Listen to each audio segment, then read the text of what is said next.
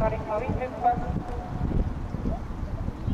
Jooksuulas vedama mitte Lutt, tema tuuletaprit tooma, kolmandat kohta hoidma tõmmises 19.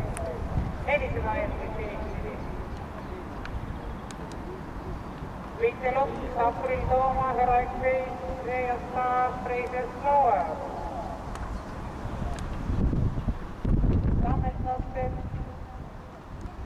Elisa Jutt viimasele kirgele jõudis esimesena välja Mitte Lutt, teine April tooma, kolmas 19.